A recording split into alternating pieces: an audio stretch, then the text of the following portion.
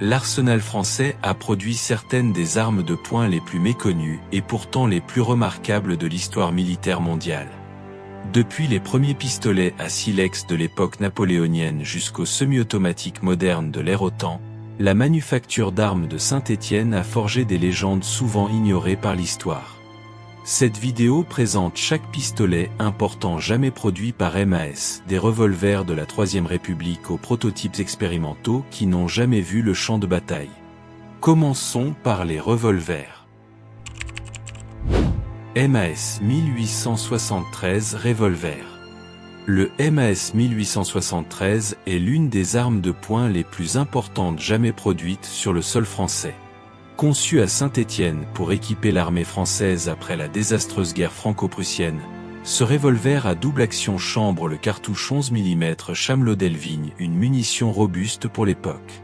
Solide, fiable et d'une construction soignée, il devint le véritable cheval de bataille des officiers et sous-officiers français pendant des décennies. Sa conception en métal massif inspirait confiance.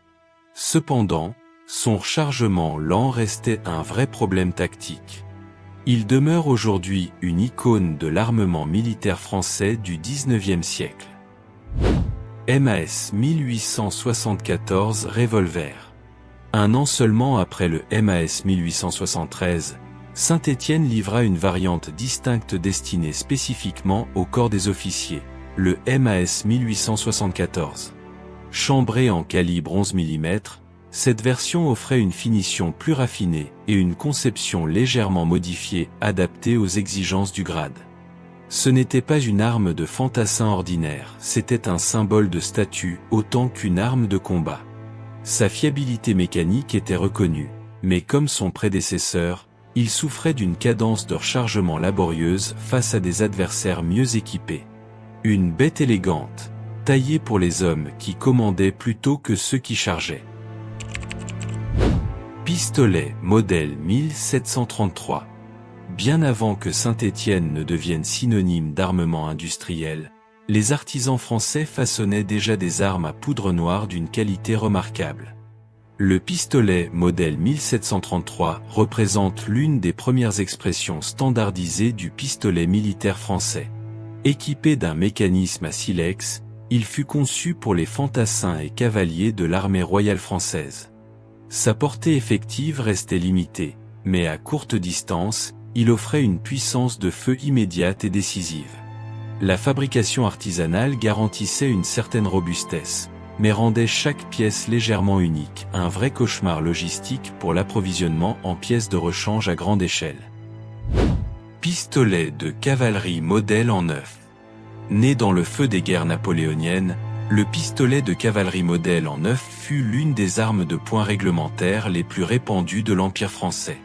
Conçu pour être manié d'une seule main à cheval, ce pistolet à silex de grand calibre frappait fort et à bout portant. Sa crosse robuste permettait également une utilisation comme arme d'estoc une fois déchargée, une nécessité brutale sur les champs de bataille de l'époque. Sa fabrication standardisée représentait un progrès logistique considérable. Cependant, sa sensibilité aux intempéries et son rechargement lent demeuraient des faiblesses inhérentes à toute arme à silex de cette génération. Pistolet de cavalerie modèle en 13. Le pistolet de cavalerie modèle en 13 constitue l'évolution directe du modèle en 9, affiné et amélioré pour les besoins croissants de la grande armée de Napoléon. Produit en grande quantité à Saint-Étienne et dans d'autres arsenaux français, il équipa des milliers de cavaliers qui traversèrent l'Europe de Lisbonne à Moscou. Sa robustesse était légendaire, une arme pensée pour survivre aux campagnes les plus éprouvantes. Le calibre généreux garantissait un arrêt efficace à courte portée. Comme toutes les armes à silex, la pluie et l'humidité restaient ses pires ennemis. Il demeure néanmoins l'un des symboles de la puissance militaire napoléonienne. MAS modèle 1935A. Le MAS modèle 1935 a marqué une rupture décisive dans l'histoire de l'armement français. Conçu dans les années 1930 pour remplacer les vieux revolvers encore en service, Ce pistolet semi-automatique chambre le cartouche 7,65 mm long, une munition française spécifique qui rendait l'approvisionnement allié particulièrement compliqué. Son profil plat et compact le rendait idéal pour les officiers et les équipages blindés. Mécaniquement solide, il offrait une précision honorable. Cependant, sa puissance de feu restait modeste comparée au Luger ou P-38 allemand qu'il affronta. Le MAS 1935 fut tout de même le véritable cheval de bataille des officiers français pendant toute la Seconde Guerre mondiale. MAS modèle 1935S. Le MAS modèle 1935S est la version simplifiée et rationalisée du 1935A, une arme pensée pour une production industrielle plus rapide en période de tension militaire croissante. Développé par la SACM en collaboration avec Saint-Étienne, il conserve le même calibre 7,65 mm long tout en adoptant une conception légèrement différente et une fabrication plus accessible. Sur le terrain, les deux modèles étaient souvent confondus, ce qui facilitait la maintenance en campagne. Sa compacité en faisait une arme appréciée des pilotes et des commandants de véhicules blindés. Une bête discrète, sans la gloire du Luger, mais fiable lorsque les conditions devenaient sévères et impitoyables. MAS modèle 1950. Après la Seconde Guerre mondiale, la France devait moderniser son armement de poing de toute urgence. Le MAS modèle 1950 fut la réponse directe de Saint-Étienne à cette exigence. Chambrée en 9 mm Parabellum, enfin compatible avec les standards OTAN, cette arme semi-automatique robuste et fiable équipa l'armée française pendant des décennies. Elle vit le feu en Indochine, en Algérie, et dans de nombreux conflits de décolonisation. Sa conception ergonomique et sa construction tout acier en faisaient une arme durable et précise. Le MAS 1950 s'imposa comme le véritable cheval de bataille de l'armée française de l'après-guerre, une icône de la modernisation militaire française. PAMA G1. Le PAMA G1 représente la dernière grande arme de poing adoptée sous le giron de la tradition MAS française. Essentiellement une version sous licence du Beretta 92F fabriqué en France, il fut adopté à partir des années 1990 pour remplacer le vieillissant MAS 1950. Chambrée en 9 mm Parabellum, cette arme robuste et précise répondait pleinement aux exigences modernes de l'armée française. Sa capacité de chargeur supérieure et sa fiabilité, éprouvée en conditions extrêmes, en faisaient un outil de combat redoutable. Certes pas une conception purement française, mais la manufacture de Saint-Étienne lui donna une identité propre, une arme à la fois internationale dans son âme et française dans son exécution. MAS 1928 prototype pistole. Dans les années 1920, alors que l'Europe tentait de digérer les leçons meurtrières de la Grande Guerre, les ingénieurs de Saint-Étienne travaillaient discrètement sur de nouvelles solutions de poing militaires. Le MAS 1928 prototype pistole représente l'un de ces efforts expérimentaux peu documentés, une tentative d'explorer des mécanismes semi-automatiques alternatifs avant l'adoption d'un modèle réglementaire définitif.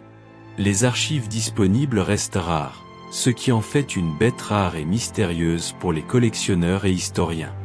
Son influence directe sur les modèles 1935A et 1935S reste débattue, mais il témoigne de la volonté française de moderniser son armement de poing avec méthode et ambition.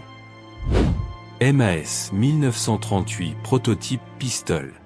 À la veille de la Seconde Guerre mondiale, Saint-Étienne multipliait les pistes de développement pour répondre aux besoins urgents de la défense nationale. Le MAS 1938 prototype pistole fut l'une de ces tentatives, un design expérimental cherchant à améliorer les caractéristiques déjà établies des modèles 1935. La menace allemande qui se profilait à l'horizon rendait l'adoption rapide d'une arme de poing performante absolument critique. Ce prototype n'atteignit jamais la production de série, mais les données récoltées lors de ces essais alimentèrent les réflexions des ingénieurs français pour les décennies suivantes. Une arme qui n'a jamais tiré un seul coup au combat, mais dont l'héritage silencieux traversa la guerre sans qu'on le sache. MAS 1944 prototype pistole. Développé dans les conditions chaotiques de la Libération, le MAS 1944 prototype Pistol témoigne d'une ambition remarquable dans un contexte de reconstruction nationale totale. Alors que la France cherchait à reformer ses forces armées après des années d'occupation, les ingénieurs de Saint-Étienne travaillaient déjà sur l'armement de demain. Ce prototype explorait de nouvelles voies mécaniques pour remplacer les armes vieillissantes encore en service. Il ne fut jamais adopté en production, mais posait les bases conceptuelles de ce qui allait devenir le MAS 1950. Une arme née dans la tourmente, destinée à rester dans l'ombre, mais dont l'influence sur la modernisation française reste indéniable. MAS 1948 prototype Pistol. Le MAS 1948 prototype Pistol conclut logiquement la longue série d'expérimentations d'après-guerre menées à Saint-Étienne. Alors que la France s'intégrait progressivement dans l'architecture de défense occidentale naissante, le besoin d'une arme de poing pleinement compatible avec les standards alliés devenait une priorité absolue.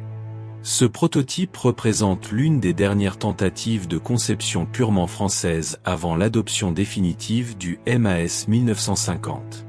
Sa conception intégrait les retours d'expérience des conflits récents et les exigences tactiques modernes. Il n'atteignit jamais les mains des soldats, mais chaque essai, chaque modification, chaque rapport d'ingénieur contribua à forger l'arme réglementaire qui allait équiper la France pour une génération entière.